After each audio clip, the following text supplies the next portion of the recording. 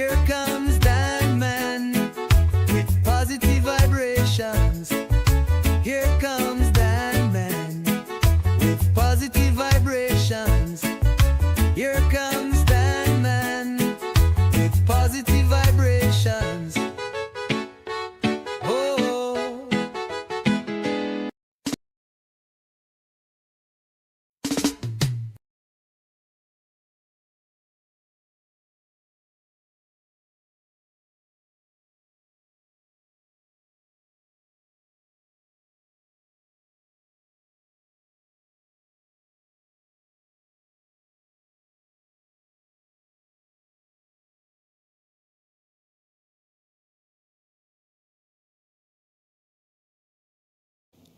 You can't build a family in a culture that profits from destroying it.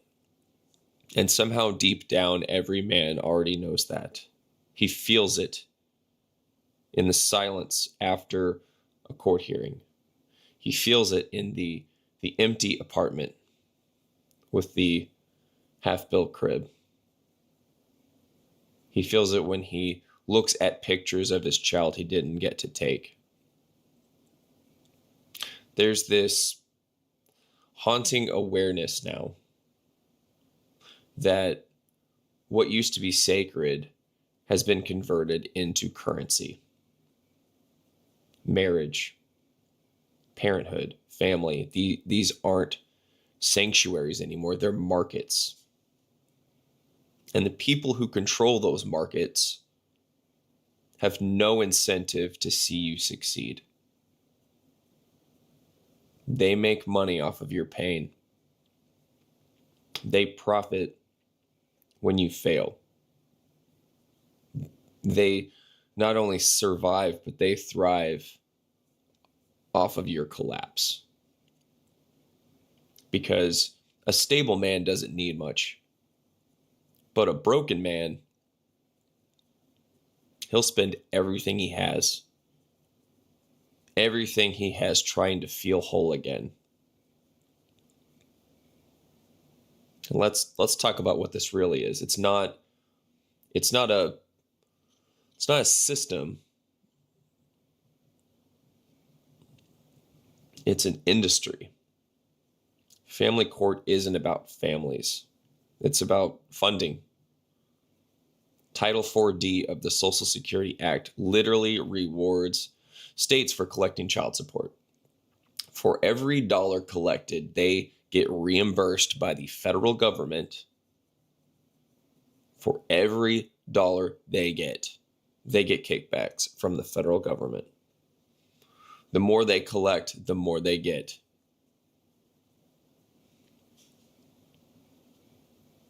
So if you think about it, the way that it works is the less time a father has with his child, the more money the state makes.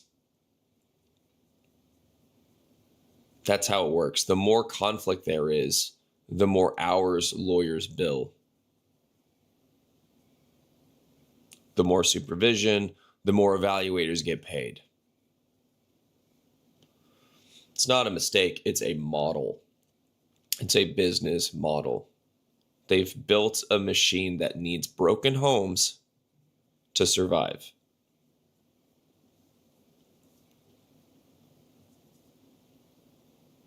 In the moment that you enter that machine, your pain becomes someone else's paycheck.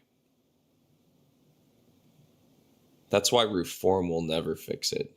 You don't reform a casino by asking it to pay back its winnings. But here's the thing. The destruction didn't start in court. It started in the mind. We were trained generation by generation to see the family as optional. Commitment as outdated, and tradition as oppressive, and love as disposable.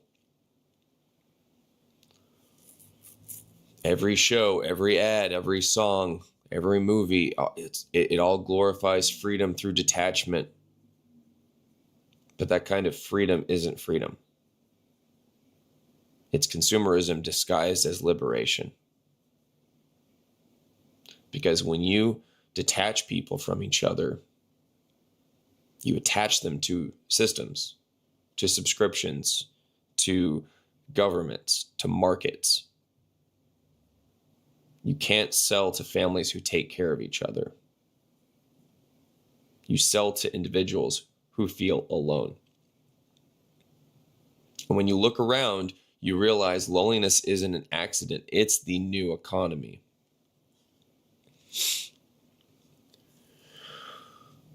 We've built a culture that glorifies comfort over courage and emotion over endurance, safety and security over sovereignty. And in that trade, men became expendable. We told boys that masculinity was dangerous, so they hid it. We told fathers that authority was abuse, so they surrendered it. We told men that leadership was control, so they abandoned it. Now we have a society of unanchored children trapped in adult bodies, guided by algorithm instead of fatherhood. And when you remove the masculine principle, the protector, the builder, the anchor, you create chaos. Because men, they don't just hold the line, they are the line. A culture without fathers becomes a culture without boundaries.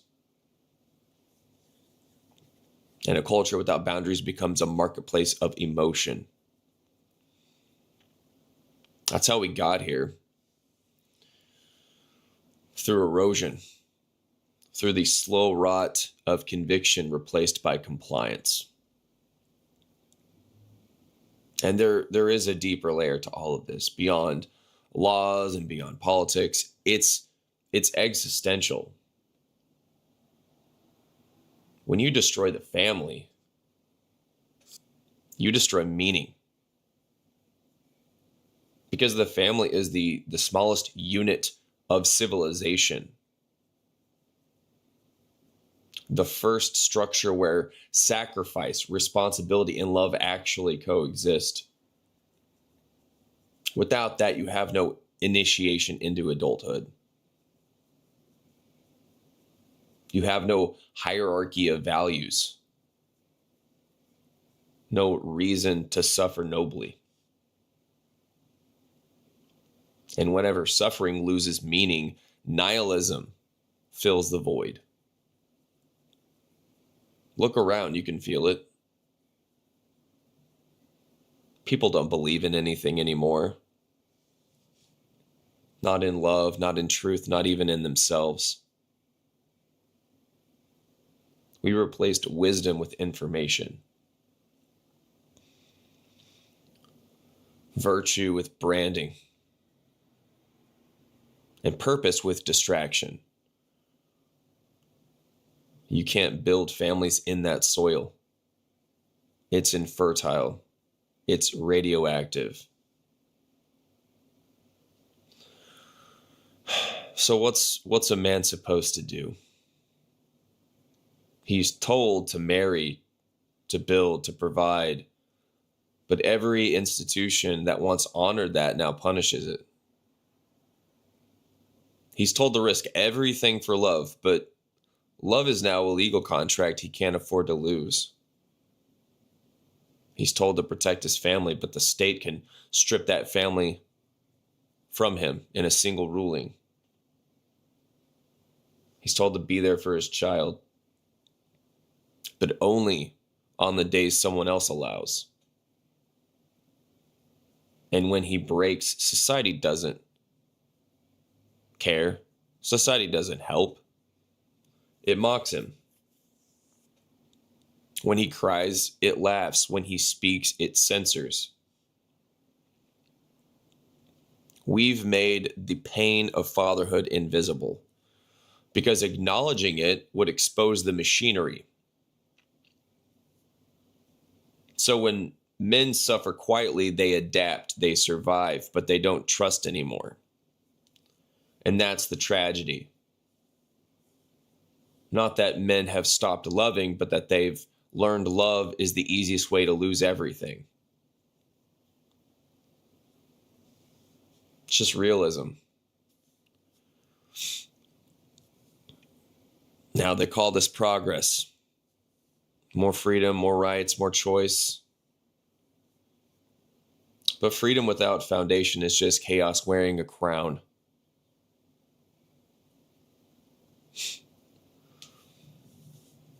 We've traded away vows. We've traded away permanence with pleasure.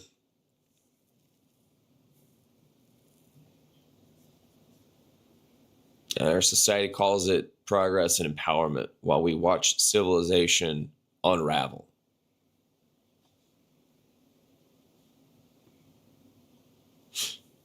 We're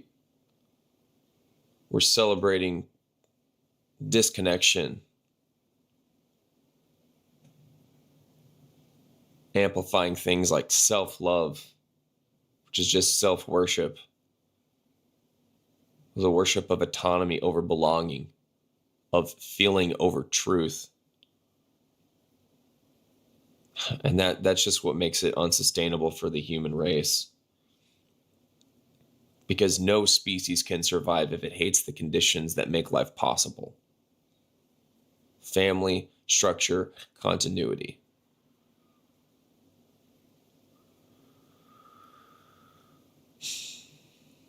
The modern West is committing demographic suicide by choice.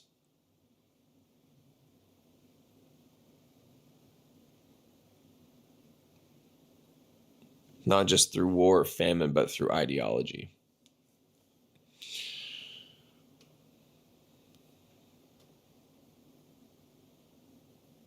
And it's being sold as freedom. Every time somebody says that we need to bring back the family, I wish it were that simple. I wish it were. But you can't build something on the ruins of trust.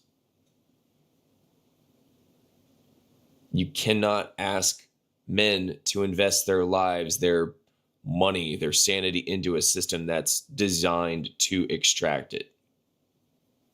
You can't tell them to risk everything and then blame them for being cautious.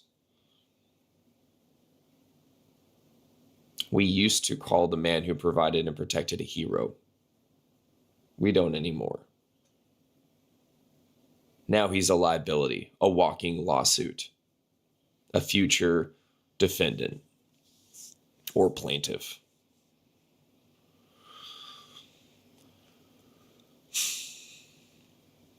That's why marriage rates are collapsing. Not because men hate love, but because men have finally realized the deal is rigged. They still want the family, they still want the purpose, but they don't want the noose attached.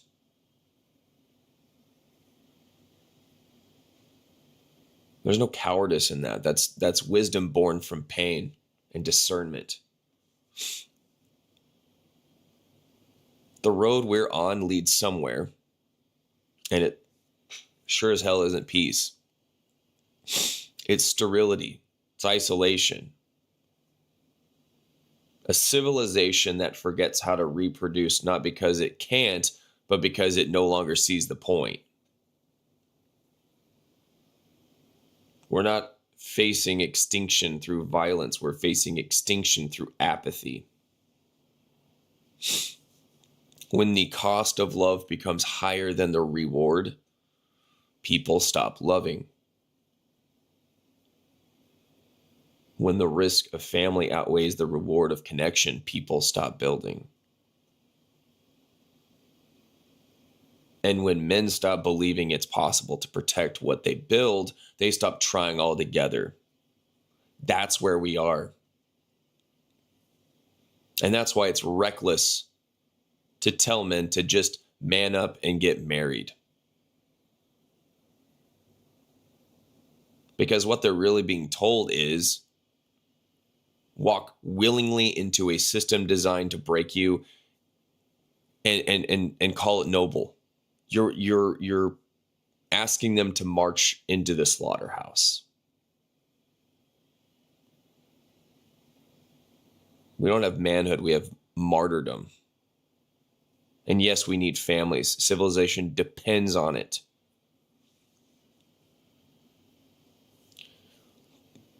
But before men can rebuild, the culture has to repent.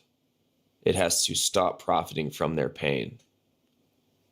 It has to make fatherhood sacred again. Not transactional, not conditional, not punishable. Until then, until that day, men are right to hesitate. Because the pain of losing your family isn't just heartbreaking, but it's spiritual death. And a culture that demands that sacrifice without accountability doesn't deserve to survive. There are prisons without bars. And the most brutal one is being separated from your child. It doesn't announce itself with handcuffs or chains. It starts quietly with a court order, a signature, a piece of paper that describes when you get to be a father. You walk out of that courtroom not as a free man, but as an inmate of invisible walls. You count days instead of years. You measure time not in seasons, but in supervised hours and missed birthdays. And you realize something no one ever prepared you for. The world keeps spinning, but your soul doesn't. The air feels heavy. The colors fade. Every sound in the house echoes too long because there's no laughter to absorb it. You catch yourself saving things that shouldn't matter. Drawings, voice notes, the smell of their shampoo on a blanket. Because it's all you have left to prove they were real. It's not just heartbreaking, it's exile. It's being sentenced to live in a version of reality where the person you love most exists just out of reach. Alive, yes, but untouchable. And the system doesn't care how it breaks you. It just measures how well you keep paying. You become a ghost that pays child support. A man who visits his own life through glass. And no one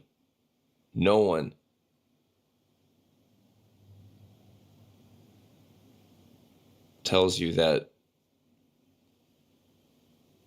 grief doesn't stay loud. It goes quiet. It becomes a hum that never leaves. A gray fog. It's a gray fog that it eats the edges of everything you used to love. You laugh differently. You dream smaller. You stop talking about the future because it feels like tempting God. In the Gulag Archipelago, Solzhenitsyn, he wrote that the worst part of prison wasn't the hunger or the cold. It was being forgotten by the world. That's what fatherhood feels like under this system. You're not dead, but you've been erased. You exist on paper, but not in the life of your child.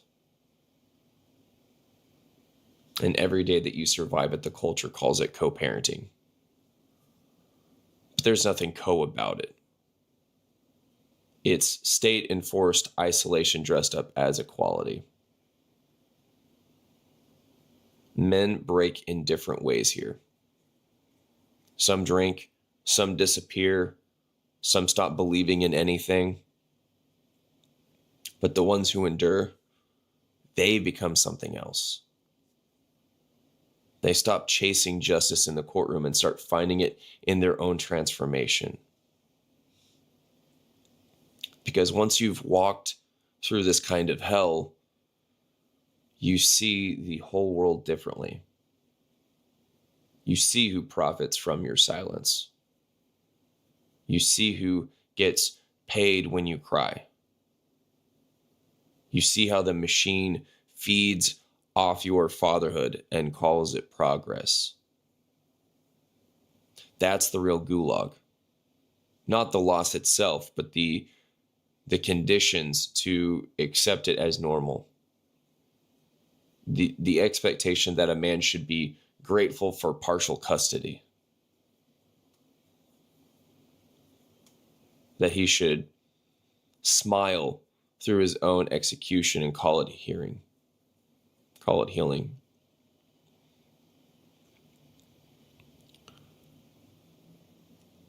And yet, in that darkness, something divine still burns, a kind of sacred rage, not hatred, but holy defiance.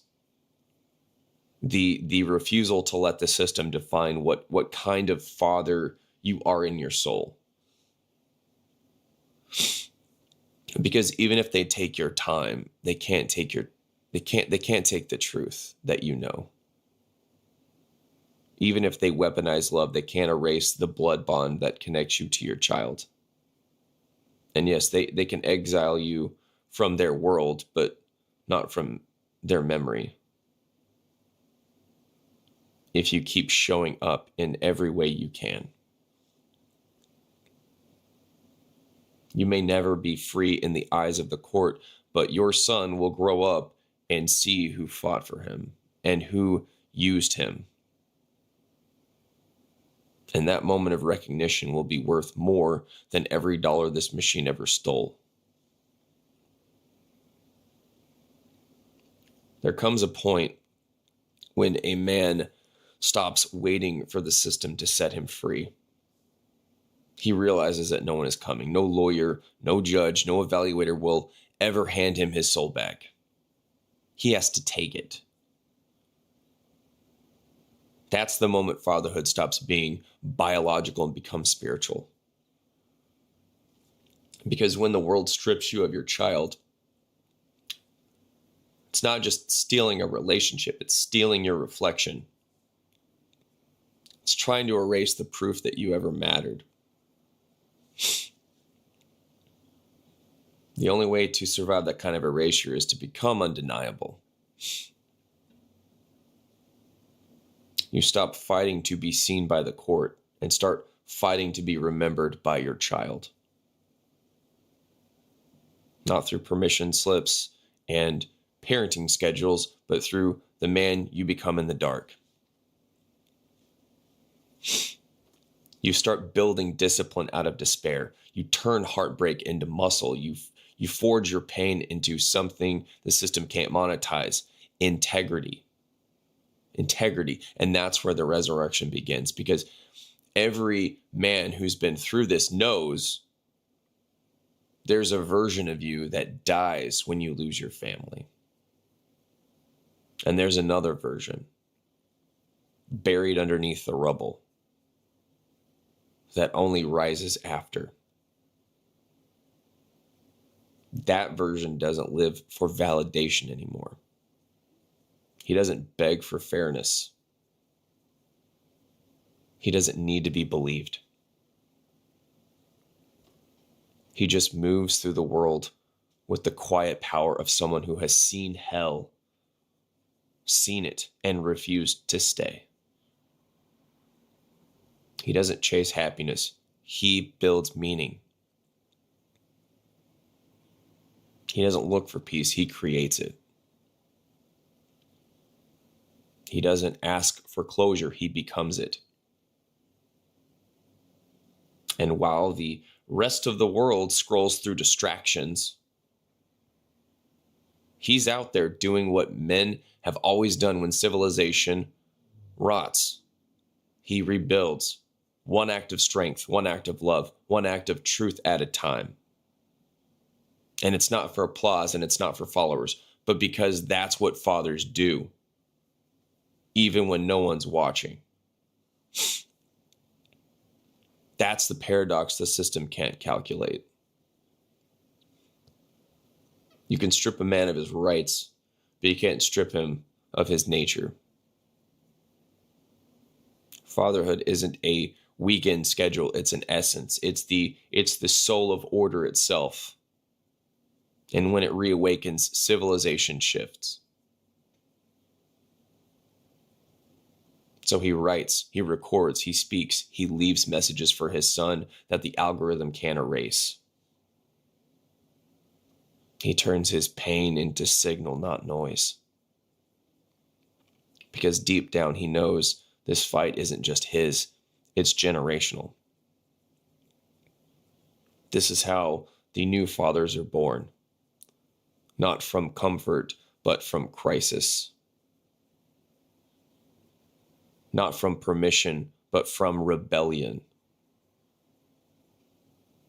And the more men who walk through this fire and come out unbroken, the more the illusion begins to crack. Because you can't enslave men who no longer fear pain. You can't control fathers who have already been to their own funerals and decided to live anyway. That's the real threat to this machine. It's not anger, it's not violence, but awakened men who have been through the game, the gauntlet. Men who realized the goal was never to win in court, it was to stay human in spite of it. Men who turn their grief into gospel. Men who take their suffering and plant it like a seed in the soil of the next generation. That's what rebuilds the world, not policy, not politics. Fathers who refused to let the darkness have the last word. And maybe that's the quiet revolution that no one's talking about. That while this culture profits from destruction, there's a growing brotherhood of men who are rebuilding something sacred from the ruins. Not with slogans, with scars. Not with theories, with truth. And when their sons grow up and ask, why did you keep going? Why? The answer won't be poetic. It will be simple. Because I had to. Because I had to. Because that's what men do when the world forgets what a man is. There's a kind of silence that follows every storm. Not peace, but just absence. The noise is gone, but the damage remains. And it's in that silence that men finally meet themselves. Not the version they were before the hearings. Not the version the world judged. But the raw, stripped down self that's left when everything else is taken away. That's when you understand something terrifying, that maybe this was never just about family. Maybe this was about the soul, about testing whether the masculine spirit could still survive in a world designed to break it. Because the system can take your child. It can take your money. It can take your name. But it can't take the part of you that refuses to hate. That's the last freedom, and it's the one they can't touch. So you hold the line. You keep showing up, even when no one's watching. You live as if your child is watching every moment anyway, because one day they will. And what they'll see won't be the man the system described. They'll see the man who endured, who didn't fold, who didn't become what the pain tried to turn him into. That's how you win. Not in court, but in time. You outlast the lie. You outlive the system. And somewhere down the line, when the truth finally surfaces, when your son or daughter asks, why you didn't give up, you'll look them in the eye and tell them, because I couldn't. Because I loved you more than my own comfort. Because even if the world made it impossible to be your father, I never stopped being one.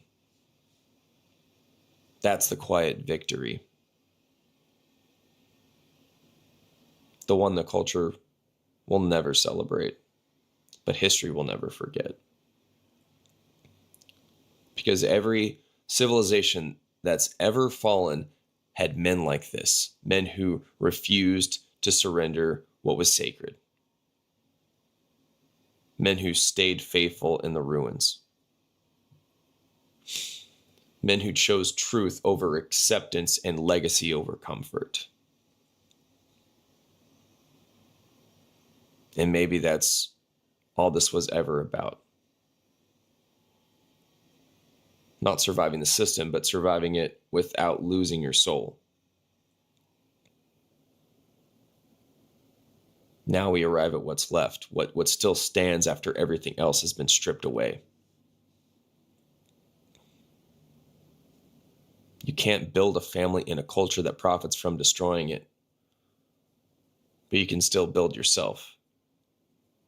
You can still build truth in the wreckage. You can still build meaning where love used to live.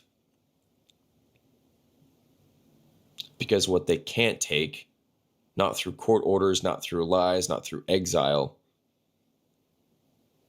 is your ability to live honestly. To walk through hell without losing your humanity. To keep your heart open even when it's safer to close it. That's the rebellion now. Not rage, not revenge, but refusal. Refusal to become what broke you. Refusal to pass that poison forward. Refusal to participate in the lie. You don't have to fix the culture to be a father. You just have to live in such a way that your child, one day, when they find the truth, can say, he never stopped showing up for me, even when the world made it impossible. That's legacy. That's love without permission. That's what they can't legislate. And maybe that's all any of us can do now. Be the last honest men standing in a civilization built on deceit. To carry light through a system that worships darkness. To be the living proof that truth still breathes somewhere inside all this noise. Because everything else, every institution, every policy, every illusion of progress, it's all collapsing under its own weight. But truth doesn't collapse. It just waits. It waits for the noise to burn itself out. It waits for the liars to eat their own. It waits for the sons to grow up and start asking questions the system can't answer. And when that day comes, they'll look for the men who stood their ground. The fathers who stayed human in the machinery. Men who were mocked, silenced, and erased, and kept going anyway. Those are the men who will rebuild what was lost. Not because they were chosen, because they refused to disappear. So live like that. Speak like that. Raise your son like that. Even if the world calls it rebellion, let it. Because rebellion, when truth is outlawed, is just another word for love. Joining me now is Rick Wilson, co-founder of the Lincoln Project and host of the Enemies List podcast. Wilson is a former Republican strategist. Rick, welcome.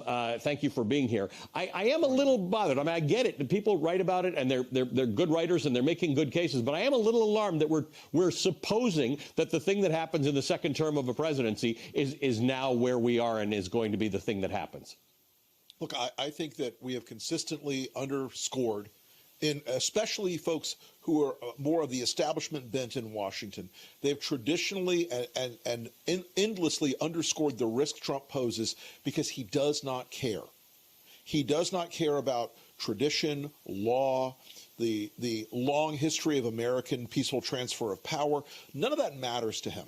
This second term has also given him a sense of autonomy he didn't have in the first term to violate whatever he wants to violate, whether it's the Constitution, the rule of law, or good taste in the White House. All of these things have added up to a president who's not going to look at the last 2 years of his term and say, you know, I'm going to wind down. We'll plan the presidential library. It'll be nice. I'll play a lot of golf. He's going to look at how he burns it all down, how he continues to control the greatest grift he's ever had, where his family is enormously profiting off of crypto deals, off of real estate deals with foreign powers, off of all these business arrangements that they're suddenly in because he's fully weaponized and exploited the power of the Oval Office to capitalize on it. And I don't think he has any motivation right now other than arson, other than chaos. He's not a guy who has ever looked at this and said, I want a legacy of dignity and I want to be considered a great and meaningful president. He just wants to be the center of it all. And if he can't be, I predict he's going to be more chaotic and much more dangerous. So you just mentioned the word legacy, and I think that's important because we often associate legacy with lame ducks, right? Presidents sometimes undertake signature legislation that they really think is important.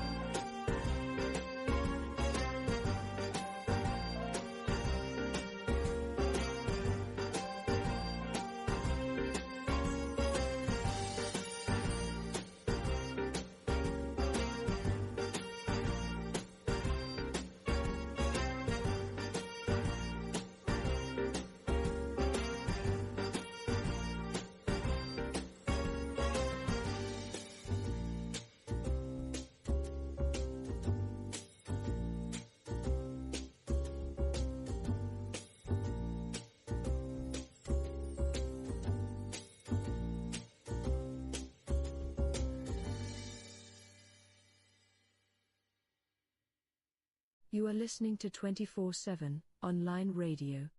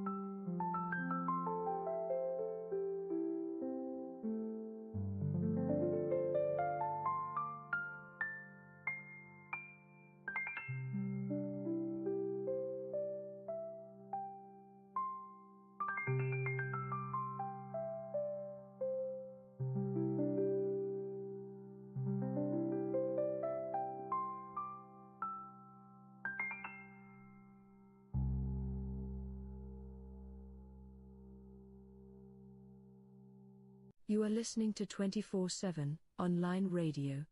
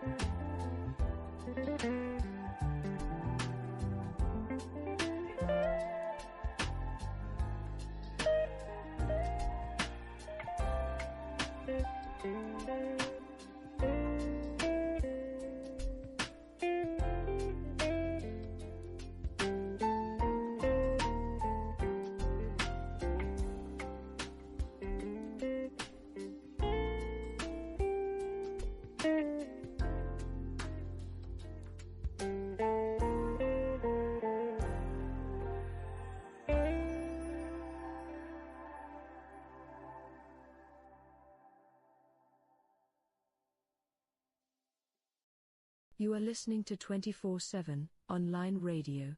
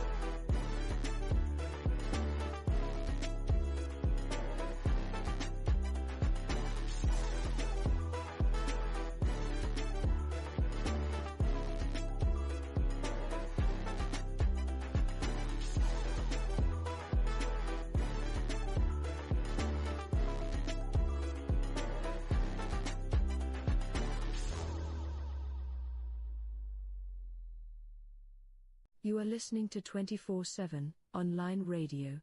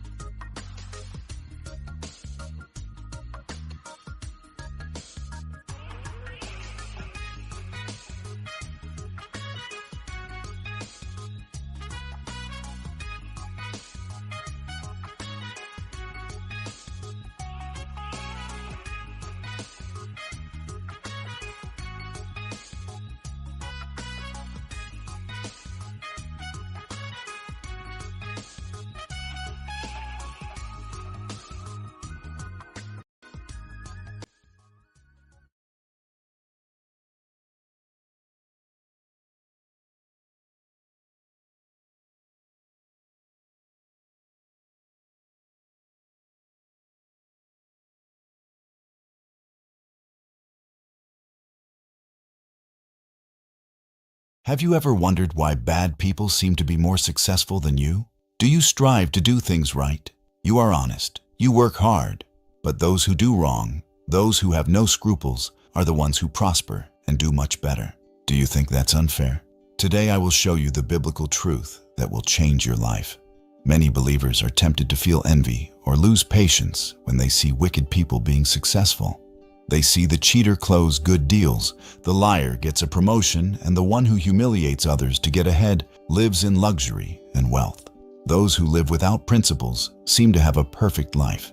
This feeling of injustice is not new. Even in the Bible we find Asaph, a man of God who felt the same way.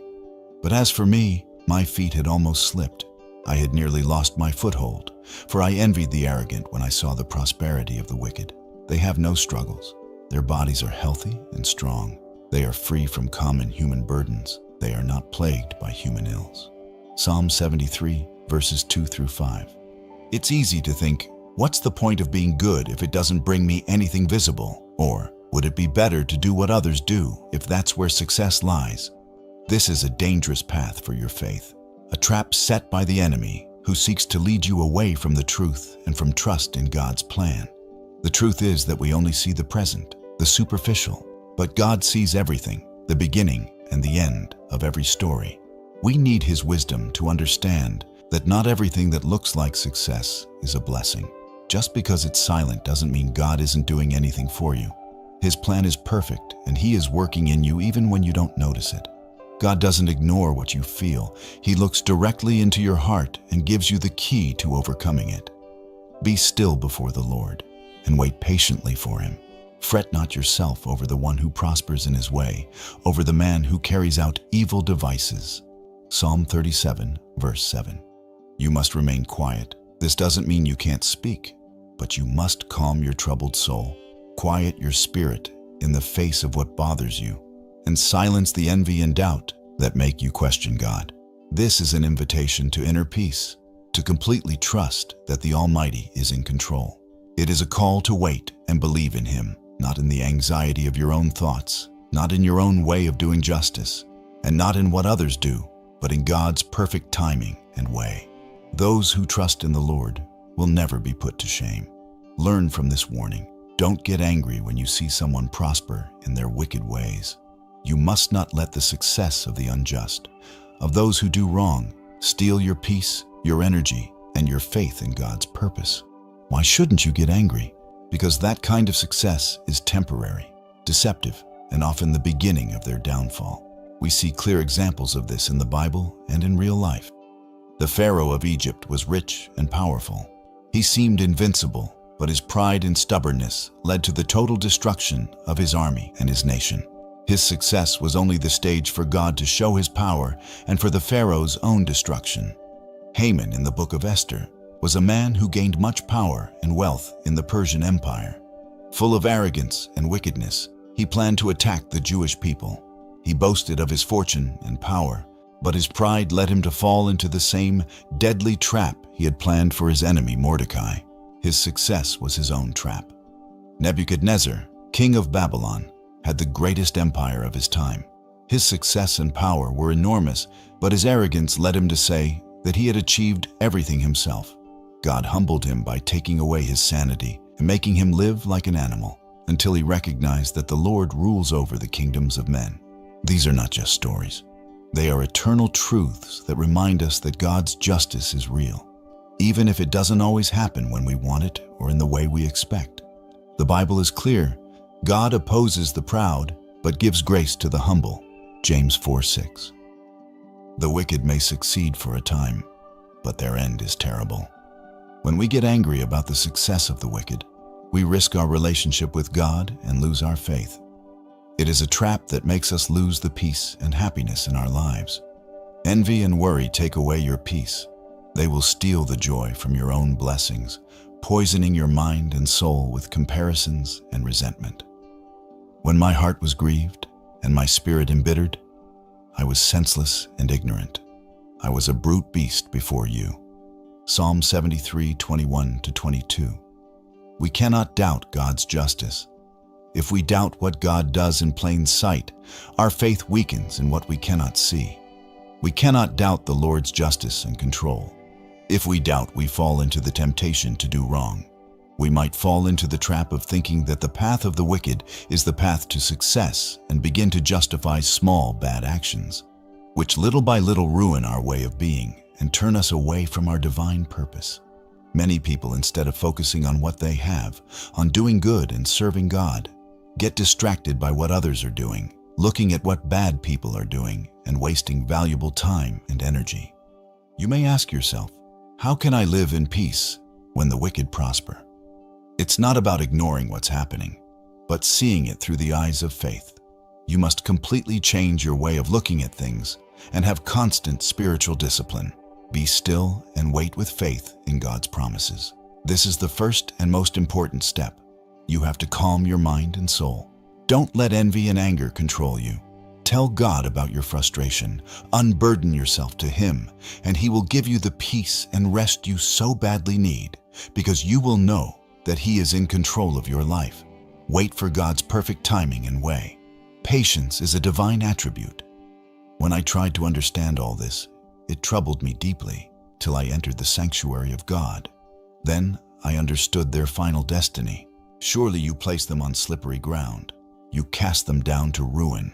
How suddenly are they destroyed, completely swept away by terrors. They are like a dream when one awakes. When you arise, Lord, you will despise them as fantasies. Psalm 73:16-20. Focus on your own path, on being a righteous person.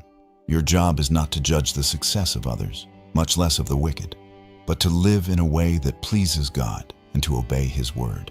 Focus on doing what is right, on seeking justice and goodness, knowing that your reward is not of this world, it is eternal. Trust in God's judgment. God is just. He cannot be deceived. As you sow, so shall you reap. His justice will come whether in this life or in eternity. You don't need to seek revenge or become bitter over the success of others. He will take care of everything with perfect justice. Remember how fragile the success of the wicked is. It's not just about understanding, but about trusting God completely. Even when our minds and hearts may fail, faith reminds us where our true strength and hope lie. Yet I am always with you. You hold my right hand. You guide me with your counsel, and afterward you will receive me to glory. Whom have I in heaven but you? And there is nothing on earth that I desire besides you. My flesh and my heart may fail, but God is the strength of my heart and my portion forever. Psalm 73:23-26. The success of the wicked is like weeds. It grows quickly but dries up just as fast. It's superficial and has no firm foundation.